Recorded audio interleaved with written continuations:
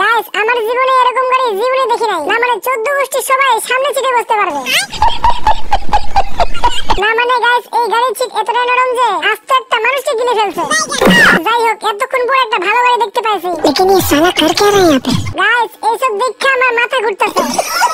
না মানে এটাই দেখার বাকি ছিল। দেখছেন গাড়ির পিছনে মাছের লেজ লাগানো।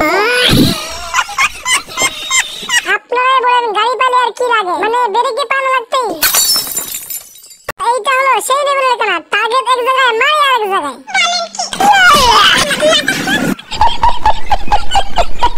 তখনই বলদের চোখে চশমা লাগিয়ে দেয় যেন এই বলদে ভালোভাবে কাজটা করতে পারে। এই বলদকে দেখেন শুয়ের ভিতরে সুতা ঢুকিয়ে একেবারে মহা খুশি। মানে এমনি কি বলদ বলি।